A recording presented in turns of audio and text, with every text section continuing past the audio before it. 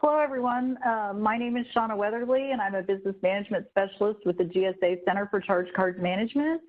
This class is GSA SmartPay Purchase Management Essentials, and I hope we are having everybody in the correct class and the correct webinar today. This class is geared toward AOPCs who are new to managing a purchase card program, or it can be a great refresher for those of you who have done this for a while. So just to get a little information about myself, I also have a co-presenter today who I'll introduce in just a second. My primary role in CCCM is the contracting officer's representative for the SmartPay 3 master contracts, but I've had a background in the purchase card program since its inception when the government made a pivot away from impress funds to plastic. I've had all the roles of a card holder, approving official, done field oversight at a program level, have supervised AOPCs and conducted agency-wide training, and done business line transaction audits. So you can see I've got quite a bit of experience there, and hope I can share a few of my real-life examples of situations I've encountered while making micro purchases and working on both sides of the fence in a card program. I'm happy to be joined today by Varuna Singh, who's also part of our Center for Charge Card Management. I'll let Varuna introduce herself. Hi, everybody. My name is Varuna. Like Shauna mentioned, I also work on the services delivery team with Shauna as a business management specialist. I mainly am the pool contact for the smaller agencies who use the program. I'm also the purchase card holder, so I'm going to be tag teaming with Shauna, going through some of the slides with you all as well.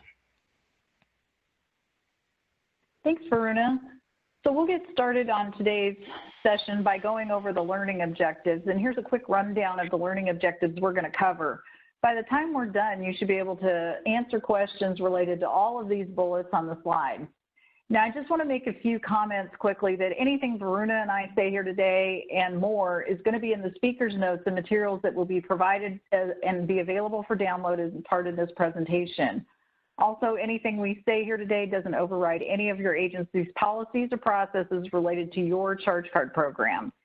And finally, this year, GSA SmartPay is offering a new advanced purchase management course that is a great companion course and takes a deeper dive into some of the materials and information we're going to cover today. So if you're looking for some extra information, you may want to look at that class. The GSA SmartPay program was established in 1998, and it's the world's largest government charge card and commercial payment solutions program. We provide services to more than 560 federal agencies, organizations, and Native American tribal governments. The GSA SmartPay purchase card is one of 4 business line offerings under the contracts, where we also have travel, integrated, and fleet as the others.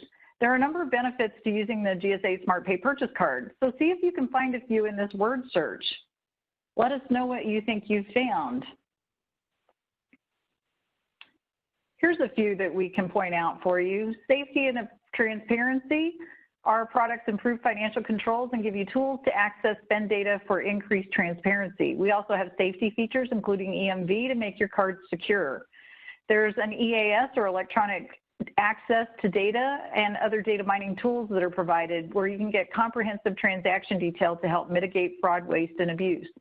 There's also refunds. Under the SmartPay 3 program, you have refunds that include both volume and speed of pay.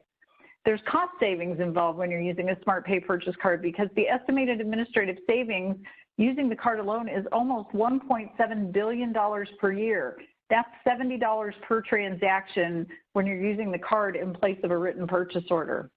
We also are integrated with GSA Advantage, provide automatic point-of-sale discounts, are a best-in-class solution designated by the Office of Management and Budget, have tax-exempt status at the point of sale, and we also provide training to AOPCs, approving officials, and cardholders via our GSA SmartPay website.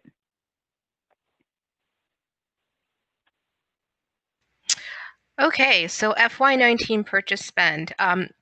Fiscal year 2019 purchase spend totaled $21.9 billion, which is 67% of the overall GSA SmartPay program spend.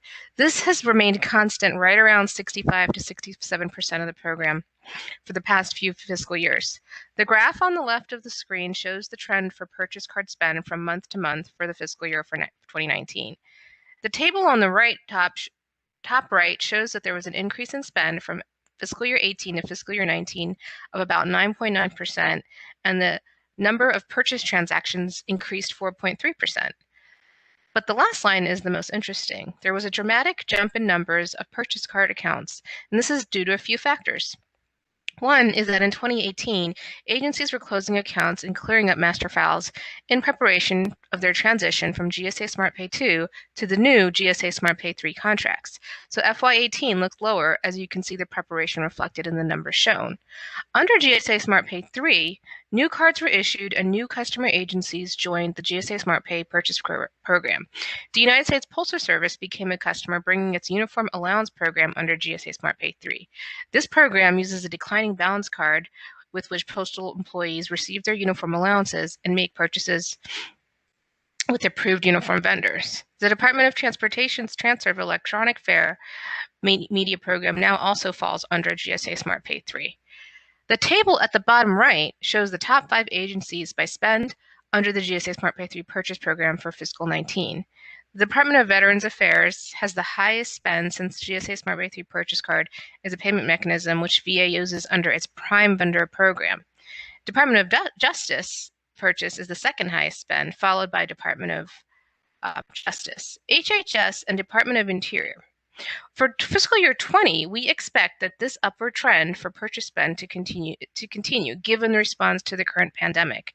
That said, travel and fleet programs will see a decrease in spend due to the frozen government funds in these programs. Things like the permanent change of station moves and other restrictions on non-essential government travel. This is going to happen from quarter 2 of fiscal 20 and moving forward.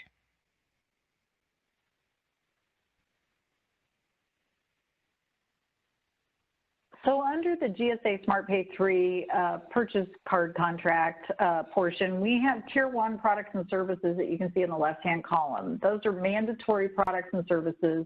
That's what Tier 1 means. The Tier 1 products and services specific just to the business line are shown in the right-hand column.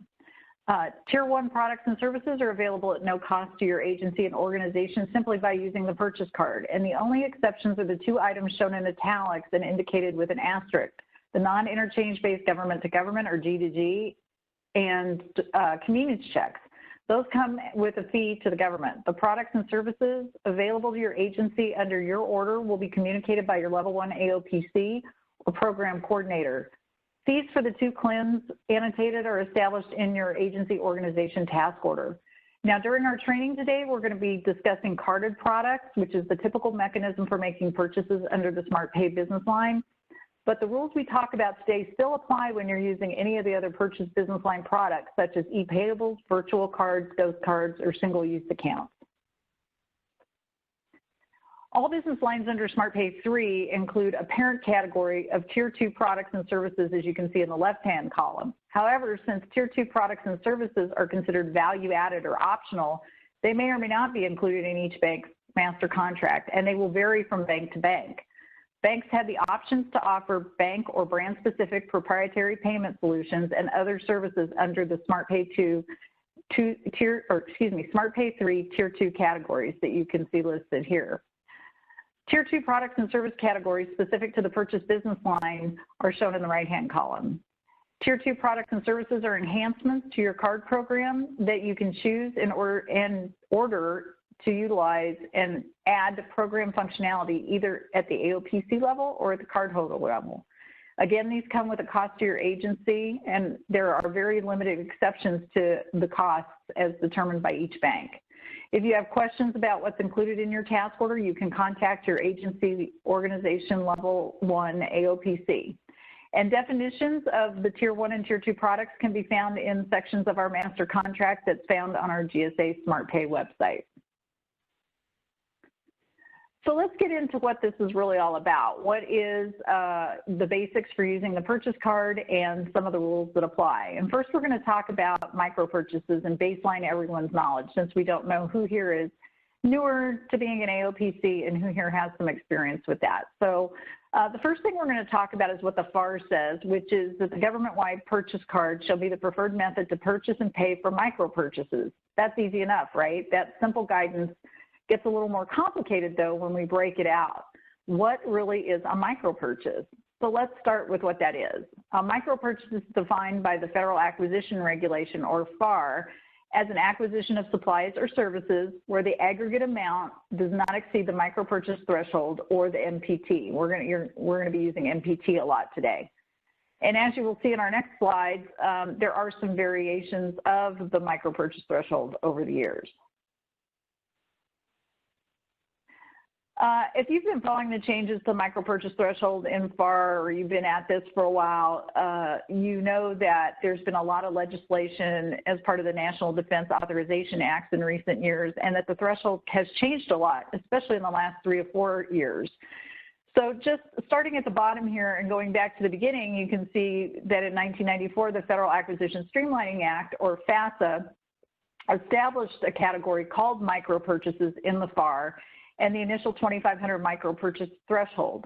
However, in 2010, and again 5 years later in 2015, the micro purchase threshold was raised as part of FAR Council's review of acquisition thresholds, which they do every 5 years for inflation. In 2017, the NDAA, DOD only actually received an increase to their micro purchase threshold, and in FY 2018, an increase to the micro purchase threshold was then given to civilian agencies. That bumped everybody from 3,500 in the civilian agencies up to 10,000.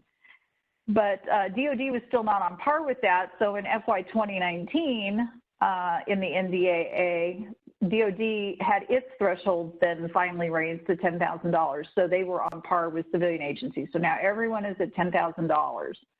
You'll see that top line, and that is related to the e-commerce portal. GSA recently awarded proof of concept awards to Amazon Business, Fisher Scientific, and Overstock.com. To maximize the effectiveness of the initial proof of concept, GSA and OMB initially recommended an increase to the micro purchase threshold from $10,000 to $25,000 for a limited period. However, this higher authority has not been approved and will only be approved at a later date should the proof of concept prove successful. Agencies that participate in any proof of concept pilots will still be limited to the $10,000 micro purchase threshold for at least the 3-year period starting with the proof of concept. So there are several exceptions when it comes to the MPT, and one of those is construction. Construction is defined as construction, alteration, or repair of building structures or other real property and includes improvements of all types. Some examples include building a structure, repairing a hole in a parking lot or street, and replacing a leaky roof or a window. Some tasks which appear to be services are actually construction, depending on the volume or the type of work that's being performed. The MPT for construction is $2,000 and is set by statute, a statute called the Wage Rate Requirements for Construction, or formerly known as Davis-Bacon Act. Over $2,000, several other acts kick in which require specific contract terms and conditions, such as wage requirement statutes, contract work hours and safety statutes, and anti-kickback statutes, just to name a few. So any construction purchases are limited to the lower $2,000 micro purchase threshold when using the purchase card. Another exception is services. Services is defined as directly engaging the time and effort of a contractor whose primary purpose is to perform a task rather than furnish an item of supply. It can be either professional or non-professional, and that can be based on either an individual or organizational basis. Services, the one that's above the line in the center of the screen, includes things like repairs, custodial janitorial housekeeping services, food service, laundry, linen supply, snow, trash, garbage removal, landscaping, graphic art, communications, and transportation, just to name a few. These services are subject to the Service Contract Labor Standards statute, and the threshold for micro purchases here is $2,500. Below the line, we talk about professional services, and that's where a preponderance of the work is performed by a profession recognized as such based on a prolonged course of study. Professional services include architect engineering, chemists, biologists, accountants, lawyers, medical, dental, actuarial computation, physics, and instructors of the same. A written determination that a service to be provided is professional in nature should be made, preferably with the assistance of your contracting officer, legal counsel, and added to your purchase card transaction file before you use the card to increase up to the micro purchase threshold of $10,000. If you're interested in learning more about services and how to classify a service as professional or not, and rules around the use of personal services, the new advanced purchase management class is highly recommended, and we get into a lot of details about this and help you determine some of the gray areas when it comes to services. There is no micro-purchase exception for supplies. That micro-purchase for supplies is $10,000, and supplies is anything that is property except land or interest in land. Supplies are tangible items, things like office supplies, computers, computer peripherals, cleaning supplies, equipment, materials, signage, parts, accessories, things like that, and any other products that are required for government use. Ordering activities must consider required sources of supply, and we're going to cover that in a few slides from now. But the one thing to remember here also is depending on the type and value of the property purchased, your purchase may be considered government property subject to government property control requirements such as the need to barcode, tag, and or track property via inventory and hand receipt procedures, and cardholders should be aware of those type of control requirements for their agency if they're purchasing supplies on a regular basis. There is one more micro-purchase exception to discuss, and that is the Stafford Act. In 1998, the Stafford Act provided for an increased micro-purchase threshold for use under contingency operations, and that means things that are determined by the head of the agency that are necessary to support a contingency operation to facilitate defense against or recovery from a cyber, nuclear, biological, chemical, or radiological attack, any international disaster assistance, and emergency or major disasters.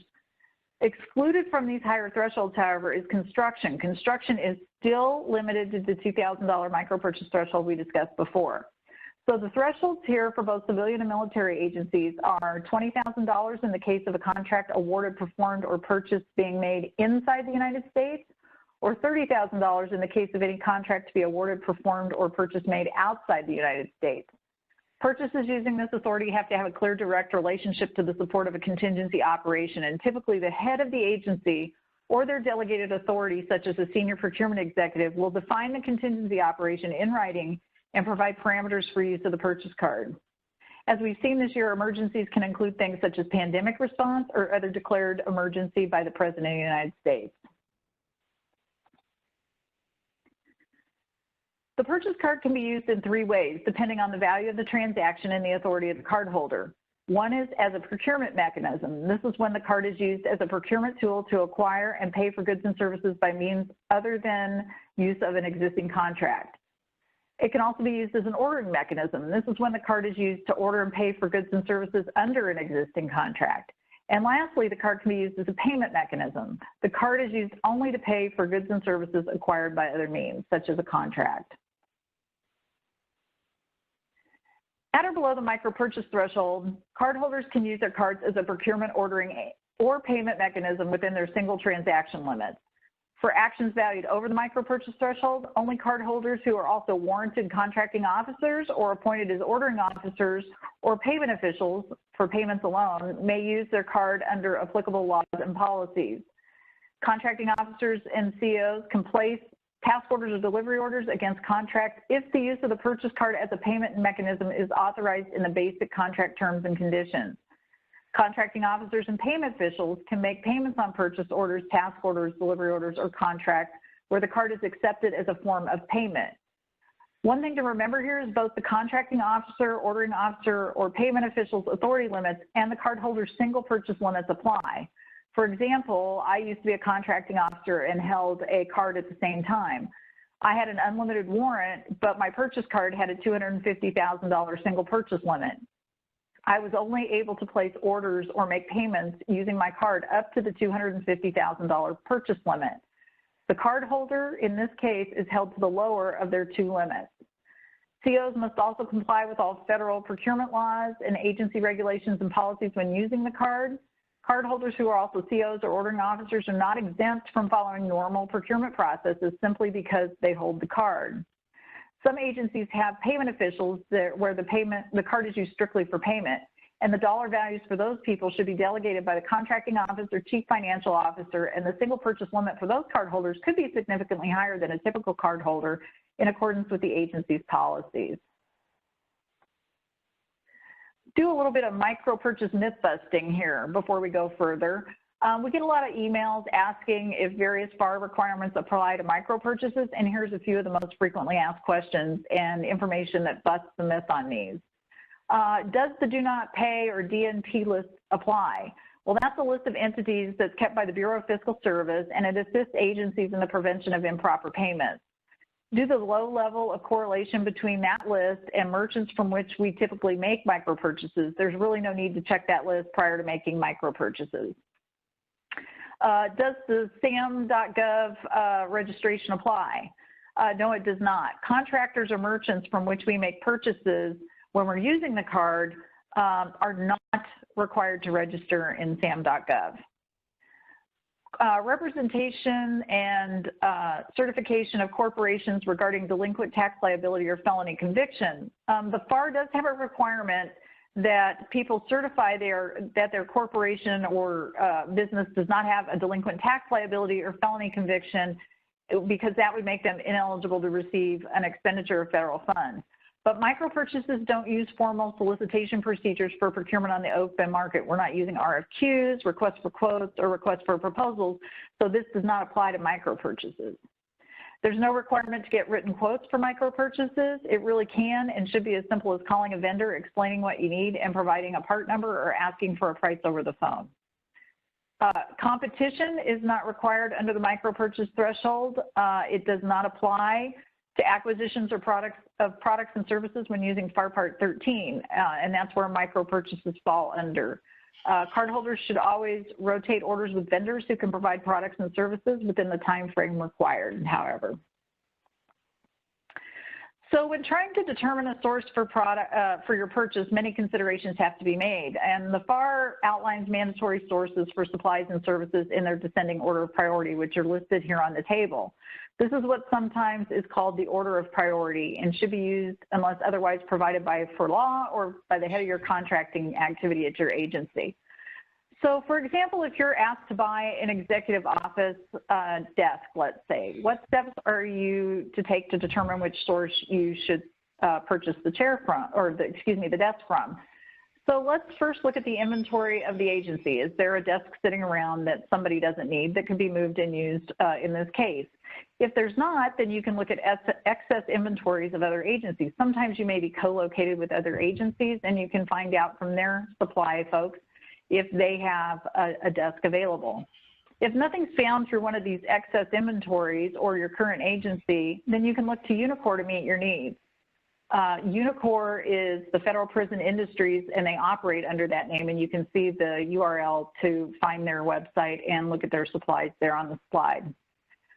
If you can't find anything from Unicor that meets your needs, let's say they can't meet your delivery schedule or maybe the size or type or color of desk that you need, then you can check with the government's procurement list managed by AbilityOne.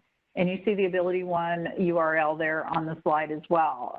They have a great list there that's easy to go in and search on items that are available, and again, delivery times and all lead times and things like that for delivery. If AbilityOne and Unicor can't meet your needs, then you can look at wholesale supply sources such as GSA, DLA, or VA stock programs. And then once you've considered all of those, you then can decide to make your purchase from a commercial source only after you've looked and considered all the others. Now, when it comes to services, it's very similar, and you go first to AbilityOne, and then Unicor and commercial sources are your second priority. There are some exceptions when it comes to using the mandatory sources of supply, things like utility services, printing, leasing, vehicles, any strategic or critical materials, and helium are accepted. Those can be found in FAR 8.003.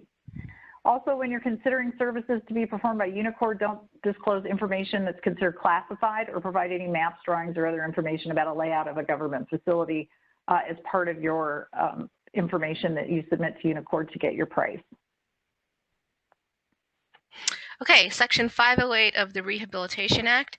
Section 508 of the Rehabilitation Act requires that federal departments or agencies develop, procure, maintain, or use information and communication technology, ICT as it's known, that allows employees with disabilities to have access to and use of information and data that is comparable to the access and to the use of information of data by other employees.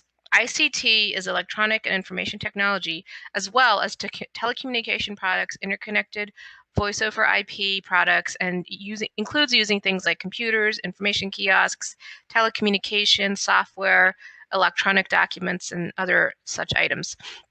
Section 508 also requires that individuals with disabilities who are members of the public have access to use and information of data that is comparable to that thus provided to the public without disabilities. This is particularly important if you're purchasing items or services that will reach public use, for example, an information kiosk. If you're making a micro purchase of ICT, make sure that there's available accessibility for information that applies to the version of the product to be purchased. The Buy Accessible Wizard is a web-based application that makes it easier to buy products and services that comply with federal requirements for Section 508. It helps to quickly and easily identify 508 standards and requirements, and includes 508 standards and an applicability requirements checklist for use.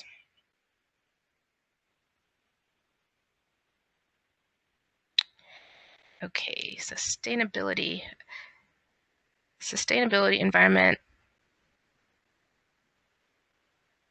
environmental considerations. Agencies must also consider sustainable and environmentally friendly products and services at the micro-purchase level. Executive Order 13693 requires agencies to purchase products and services meeting statutory requirements for recycled content, energy and water efficient products, and bio-based products. Also, they're identified by the U.S. Environmental Protection Agency, EPA programs. The executive order also requires meeting non-federal specification standards, labels recommended by EPA or selected by their agency. In addition, agencies must purchase environmentally sustainable electronic products and products that use minimal amount of power when in the standby mode. The Resource Conservation and Recovery Act requires a purchase of EPA designated recycled content, which is recovered materials products. The EPA maintains a list of designated recycled content products and recommends the percentage of recycled content that the products must contain. Agencies can refer to the Green Procurement Compilation for a complete list of designated products and EPA's recommendations for the percentage content and any additional information.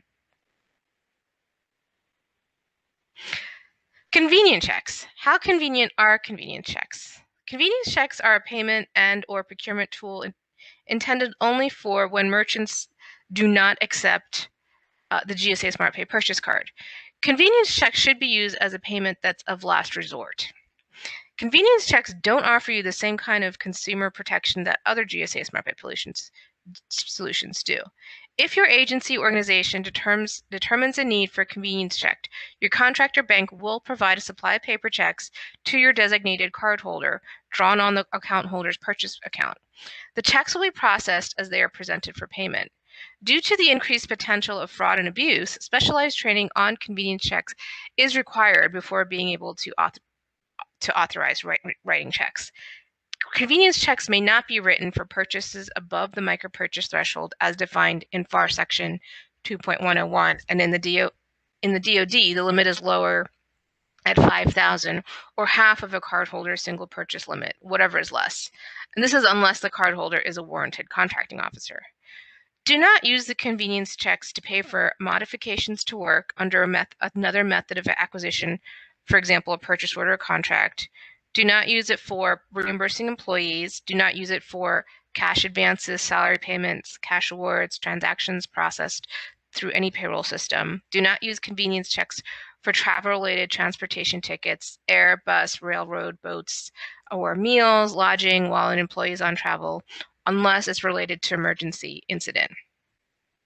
Checks should be secured at all times to ensure against physical theft. Checks are negotiable instruments and are to be stored in a locked container, for example, a filing cabinet. Checks should be accounted for appropriately to prevent loss and theft and forgery. An AOPC is responsible for the implementation of the appropriate controls and oversight of convenience checks activity.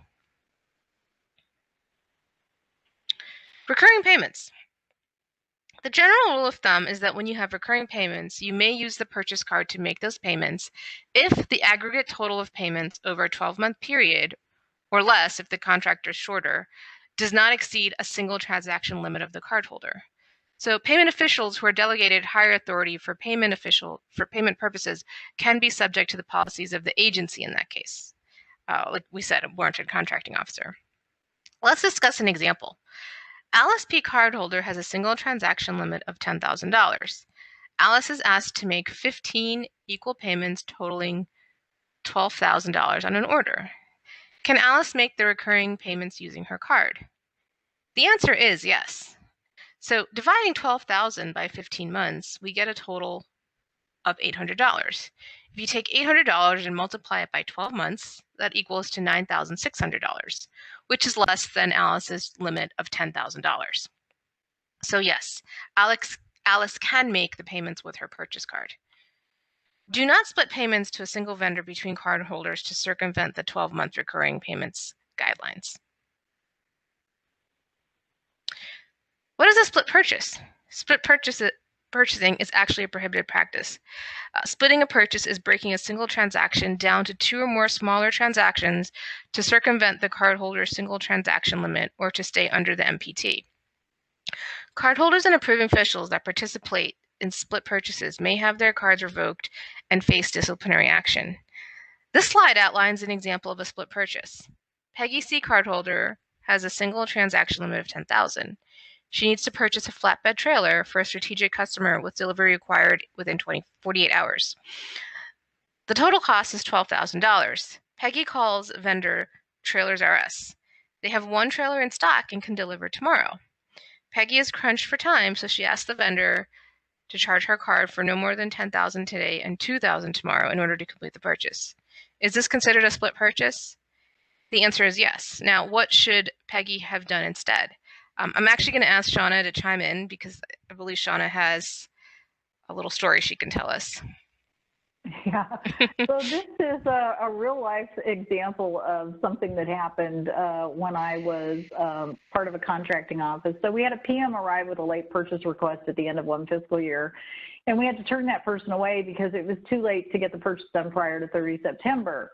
However, a little later on, a budget analyst at the customer agency who wanted this trailer saw that there had been multiple funding requests for the same amount of money on the same day using the same funding code, and she got a little suspicious and notified her supervisor.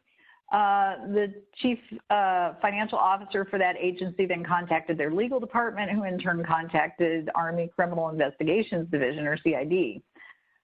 Never a good thing when CID gets involved. So CID showed up at my office one day and asked if I had ever heard of the purchase of a trailer in 4 pieces.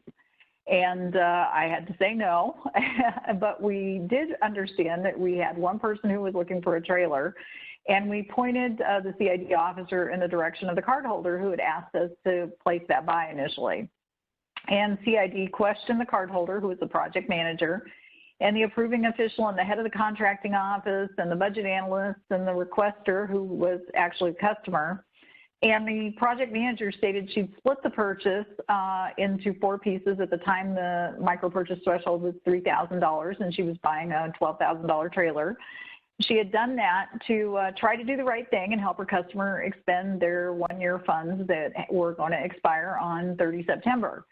Unfortunately, you hear about people say all the time that people don't get in trouble for these things, but they do. And in this case, the project manager ended up suspended for 14 days for improper use of the card. And the budget analyst at the customer agency was reprimanded in writing for her involvement, submitting the separate purchase request to the agency, to our agency, to make the purchase. So it can happen, and it's just a word of caution that, you know, that's a way to not use the card. Do not split the purchases. And yeah, true story. Tax exemption and surcharges. We do have GSA SmartPay Bulletins when it comes to the use of surcharges and then tax exemption on the purchase cards. Andrew Lee offers a great class on this that goes into great detail, so we're just going to touch on it here, and I highly suggest if you have any questions about this that you attend his class or download his materials after your forum experience so that you have those available if you have more questions. But just briefly, when it comes to tax exemption, the purchase cards are centrally billed accounts, and therefore that makes them exempt from sales taxes in all 50 states and U.S. territories. Now, some of the states still require a tax exemption form, and we've listed those here on this slide as well. But there are some states that have sorts of taxes or charges that fall outside of state tax, things like excise taxes, gross receipt sales taxes, or gross receipts taxes, like in the case of, I believe that's New Mexico. So just be familiar with that. And if you have any questions when it comes to tax exemption and whether or not you need a form for the particular state you're in to gain the tax exemption, remember you always have it, you can just go to the smartpay.gsa.gov website and click on our smart tax icon. You see a picture of it right there on the screen, and that will take you to the page that talks about that, and there's a map where you can click on the state and you can get all the tax information you need there, including links to where the forms are, et cetera. Now, when it comes to surcharges, the banks can, or excuse me, the vendors can assess a surcharge to the cost of a purchase. Now, those should be disclosed in advance and make sure they're itemized on your receipt. So if a vendor says there's going to be an extra surcharge for the processing of the payment using your charge card, just make sure that that's itemized so that you know what the cost is of what you paid and what the surcharge is. Now, what's important about that is that some states limit surcharges and some states do not allow surcharges.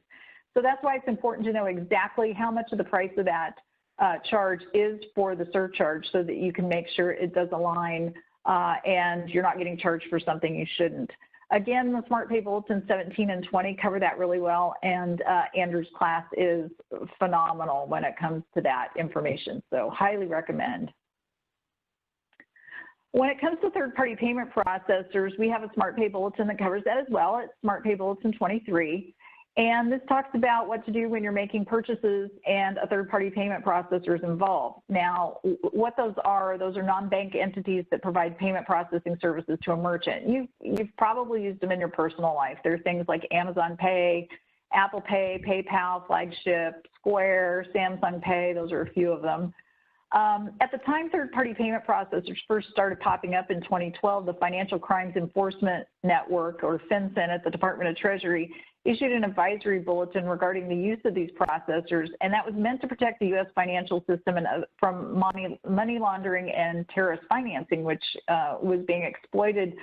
Those types of businesses were being exploited at that time by those entities. But now it's not uncommon for merchants, and particularly smaller merchants, to utilize third-party payment processors for their banking and payment receipts processing. There are no existing government-wide policies or procedures outlining the use of third-party payment processors, but several agencies have developed their own internal processes, and those range from a complete restriction on the use of third-party payment processors to less restrictive policies that allow transactions to be made when a workaround for the buy cannot be identified. You can't find somebody that doesn't use a third-party payment processor. GSA updated its Smart Bulletin 23 in August of 2018 to state that agencies may consider the use of third-party payment processors and tools as long as the transaction is not with an unknown or unusual merchant, that you know who you're buying from and who is processing that payment. But even with this revision, cardholders need to be careful that they don't establish accounts or agree to commercial terms and conditions of a third-party payment processor without the consent of their legal counsel or other proper authority in their agency. There's other considerations too, such as account establishment requirements, account verification limits, disputes processes, and even possible lack of level 2 and level 3 transactional data. And all those things should be considered before you decide to use a merchant that processes through a third-party payment processor. When a third-party payment service is used, you forfeit all dispute rights that you're guaranteed under the SmartPay 3 contract. And while certain disputes rights accrue by using a third-party payment service, those rights are not as favorable as the ones that we have under the GSA contract. Roles and responsibilities. An AOPC, Agency Organization Program Coordinator, an AOPC plays a key role in the management and success of the purchase card program at the agency organization level. The AOPC is responsible primarily as the focal point for answering all questions related to the charge card program at the organization level. AOPCs also have several other responsibilities. AOPCs coordinate the intake of all charge card applications and issuance or destruction of cards, suspend and process cancellations of charge accounts, review reports on a regular basis to monitor for misuse, abuse, and fraud. They also arrange for conducting internal training on use of the card. An approving official, an AO, also plays key roles in preventing fraud, use, and abuse. AOs ensure approval of all purchases such that they are necessary and for official use. They assist cardholders in the resolution of questionable charges, and they certify monthly invoices resulting from cardholder transactions. They also conduct informal compliance reviews. Account holders. Account holders are the first line of defense when it comes to the proper use of the purchase card. Account holders have a specific set of responsibilities that should be followed in the execution of the program. Account holders should make sure that they secure their card, they maintain records for all transactions, they use the card ethically and only for official government purchases, they understand policies and procedures, and they immediately report lost, stolen, or compromised account information in a timely manner. They should make sure that they reconcile timely, and they should dispute all transactions in a timely manner. Purchase cards should only be used for expenses that fall within the purchase card solution. Do not use the purchase card for travel or fleet purchases. For example, don't use the purchase card to pay for anyone else's personal travel who might have left their travel card at home, or don't use the purchase card to pay for something that might be used for a fleet vehicle. Disputing transactions. This is found under GSA SmartPay 3 Master Contract, Section 3, C.3.3.14.1 under billing discrepancies, in case you wanted to go look it up in the contract. Primary importance is the need to understand that the government does have a right to dispute transactions. There are various reasons for disputing transactions. In most cases, account holders should contact the merchant directly to resolve any disputed charges and request a credit from the merchant. Sales tax and shipping charges are not disputable items, and they must be resolved between the account holder and the merchant. If an account holder is unable to resolve the dispute, then they may dispute a charge by visiting the bank's website, contractor bank, the contractor bank's customer service number, or using the EAS system. I personally still find it easier just to call them. If the account holder and merchant, all disputes must be reported to the bank within 90 days from the date that the transaction was processed. The bank will suspend this disputed charge and immediately provide a temporary credit to the account while investigating the disputed charge. If the merchant doesn't respond within 45 days, then this charge will be resolved in favor of the account holder, and then the merchant will be charged back for the particular goods or services. If the disputed charge is resolved in favor of the merchant, a letter will be sent to the account holder explaining that the charge will appear on their next billing statement. Merchants with a high number of disputes should be watched in order to determine if they are acting improperly.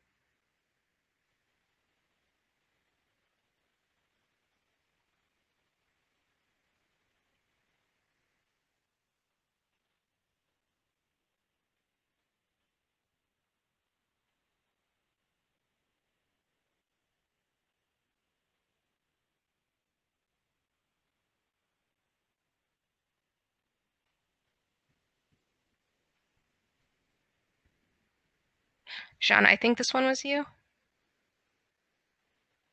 I'm sorry, I was on mute talking. I'm doing too many things, trying to scroll through my script and forward these and then remember my mute button.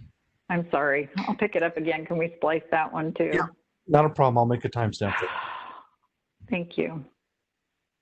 Sorry, Varuna. Oh, no, it's okay. It's okay. We still have time. We're good. All right. Except now Sean is freaked out. So, all right, here we go. We'll try it again. Take a deep breath. One of the roles of all three key players that Varuna was talking about in the purchase card program is to avoid misuse by the cardholder and identify fraud from any source. And there are three categories of fraud related to purchase card usage. The first one is misuse and fraud committed by the cardholder themselves. That's misuse that could include things like exceeding purchase limits or making purchases for their own personal consumption, whether that's intentional or unintentional. The next one is non-cardholder fraud, and that's when a third party obtains account information and uses that to make purchases with a counterfeit charge card, or if the card is part of account takeover, like that would involve like an identity theft. If the card is never received or was stolen, a non-cardholder could also use the account. So that's why it's real important to promptly report unreceived cards or lost or stolen cards. And the last is merchant fraud. Merchant fraud is fraud committed by the merchant either with or without the knowledge or consent of the cardholder. It could be things like a false charge or transaction where a merchant would charge for supplies or services that's never been provided. It could be a mischarge where the merchant charges for a different amount than the actual transaction. For example, if a cardholder has a transaction that's $20, but the merchant processes the transaction for $200. And then there's things like bribe and gratuities, where the merchant could offer a bribe or gratuity to the cardholder to engage in fraudulent activity. For example, the actual transaction is $20, the merchant processes it for $200 and offers to give $100 of that $200 back to the cardholder for participating in that type of fraudulent activity. Approving officials and AOPCs can also be found guilty of fraud if they participate in any of these activities with the cardholder and or merchant. And if convicted, a person is subject to fines or imprisonment for not more than 5 years. Military members can also be subject to court-martial under the Uniform Code of Military Justice, Article 132. So now we have an example to kind of test your knowledge on what would you do in a certain situation. Let's talk about this and see what you think.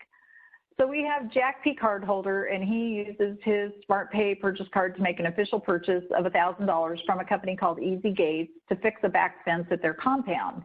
And a few days later, Jack is talking to some coworkers about his brother who owns Easy Gates, and says how his brother did a great job, their company did a great job fixing the fence, and that the new picnic tables out there in the smoking area and were also purchased from Easy Gates. And one of Jack's coworkers thinks that this is a little odd and brings it to your attention.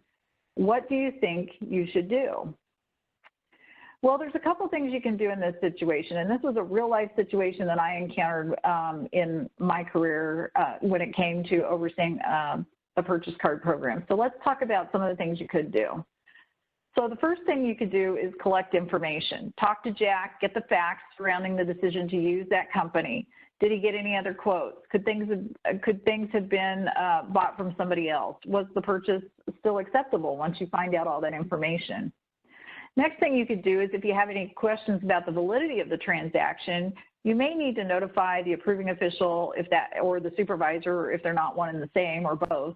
And just get a little more information. Did they approve this purchase as an official purchase and appropriate use of government funds? You may want to consider suspending cardholders who use their card temporarily suspending cardholders' use of their card temporarily. If an investigation is being done, or you could even deactivate the account if there's a pattern of questionable activity like breaking agency rules, et cetera. You may be required to report any questionable activity to another agency official or your IG, depending on your agency's policies for your purchase card program. You may need to also contact human resources. That would be another person to contact if you get into the point where an adverse action is warranted, let's say for multiple offenses, and the card is going to be removed. So what if this was simply a situation where Jack should have known better and it's just an appearance of a conflict of interest? This scenario is a really good reminder why having regularly scheduled refresher training every 1 to 2 years is a great tool, and it reminds cardholders of the rules in general and then those specific to your agency. If you suspend or deactivate a card, you may want to require the cardholder complete refresher training before you reactivate it again if they have a pattern of this type of behavior, or just require refresher training for employees who break agency rules as repeat offenders, those types of things. Like I said, this was a real life scenario, and what we had was a cardholder whose brother owned the only woodworking shop in the nearest small town, and it was cheaper than getting a vendor from the next closest place, which was over 50 miles away. This was a small park and lake. And the agency organization program coordinator, after talking to the cardholder and completing a review of the purchase log and all the supporting documents, notified the AO, and we had a meeting with the AO and the cardholder. And what we did is we told them that the current process really created a conflict of interest, and we made some arrangements for future purchases that needed to be made from Easy Gates, since they were the closest place and were always typically going to come in with the best price. If anything else had to be purchased from them in the future, that a different cardholder at a different site would make those purchases. And that way, the AO could sign the approval, and this other cardholder would get at least one additional quote for the work, and they would advise the AO on what they found before they completed the transaction. And what that did is that removed this appearance of a conflict and gave some parameters for future transactions. So we made sure there wasn't anything that was suspicious going forward, that the brother was sending work to his brother only when it could maybe be done by somebody else. So again, it was a completely above board transaction, but it just appeared to be improprietary and not proper, and we put measures in place to fix that. There are several steps you can take in the management of your purchase card program to mitigate potential misuse and fraud, and that's by establishing preventative measures. And a few of those measures are things like program evaluations, where you would do an evaluation of your local operating procedures and the use of the cards against your agency policies and rules for use. This ensures that cardholders and approving officials are operating within the bounds of your program and are compliant with not only your agency policies, but other related regulations and policies, delegations of authority they may have, integrity of the purchase card process, making sure they're completing receipts and acceptance procedures correctly, and retaining all records as they should. One of the best practices in this area is using a standard form to provide additional information to AOPCs on questionable, or to cardholders from the AOPC on questionable transactions when you're doing your reviews every month, or if you do them more often than that. It's good to have a separation of duties, making sure that the duties of the cardholder, approving official, and AOPCs don't overlap. When you're appointing AOPCs or AOs, you should consider factors such as the grade level, position, training, and span of control, et cetera. It's always good if you can have the AO also be the supervisor of the cardholder. That helps a lot. Another preventative measure is random record reviews. Cardholders should be able to provide you documentation of purchases upon request, even if you ask for them at random intervals. And the Guide for Management of Purchase Card Use that's on our website contains a checklist of indicators that could point to cardholder fraud. And so that's one of the things you may want to look at when you're doing your random record reviews, and utilize that checklist. There's always reports that you can pull, and there's a variety of reports to review transaction history, and our guide also talks to each one of those reports in detail and how they can be used to determine if transactions are being made with suspicious merchants, unusually high spending patterns, purchases that exceed authorizations, merchants that may fall within blocked merchant category codes, et cetera. It's always good as an agency, if you can, to place ad hoc reports that you may use or want to standardize in your agency in a shared folder so all your AOPCs can access them. You can have those shared folders out on your bank's electronic access system. This helps develop consistent use of data across your agency and organization and helps standardize your reviews. And then there's credit limits. Credit limits can be set to restrict single purchase and daily, weekly, monthly expenditures of cardholders. This is realistic credit limits should be set, but not excessive. If you set realistic limits, you will deter misuse without jeopardizing your agency's mission needs. And you can always raise limits at any time in response to emergency or unforeseen surge situations. We saw that happen a lot when we ramped up for COVID response here in the last couple months. You can see the OMB Circular A-123 Appendix B and the OMB Memo M13-21, which provide a lot of supplemental guidance in this area. And those are also outlined in our Smart Bulletin 21. Record keeping and retention, there's not a lot to say about this except become familiar with the following references you see on the slide here related to records retention and purchase under your purchase card program. Records include all transaction-related documentation. That's things that pertain from everything from pre-approval to receipt and payment.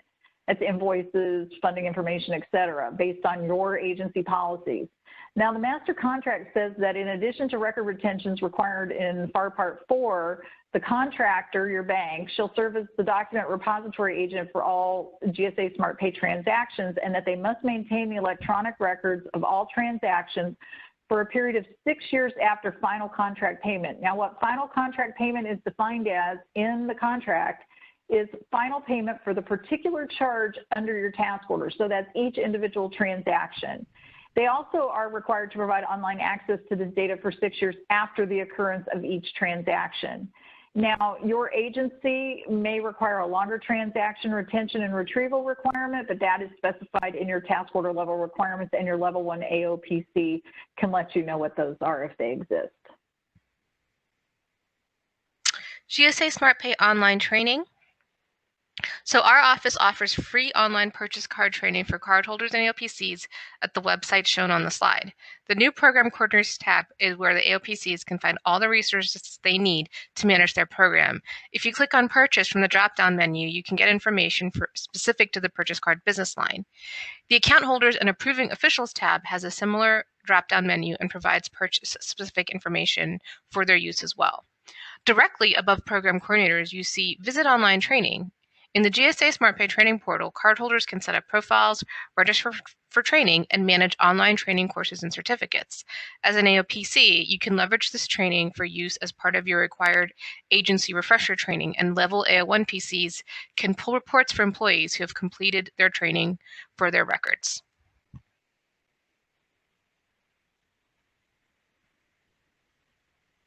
So here's a quick rundown again of the learning objectives we covered in our session today. I hope you feel we've covered each of these thoroughly and gave you the information, ideas, or a refresher on the charge card program that will be a benefit for you going forward in the coming year. And if after the forum you should have any questions about this presentation or others you see this week, feel free to contact the GSA SmartPay Support Center by email at gsa_smartpay@gsa.gov. or by phone to speak to a live person at 703-605-2808, Monday through Friday, 8 to 4 p.m. Eastern, and we are closed on federal holidays. But for now, please wait on the line as we start a live Q&A via chat to answer any immediate questions about the information we presented in this session. Thank you so much for joining us.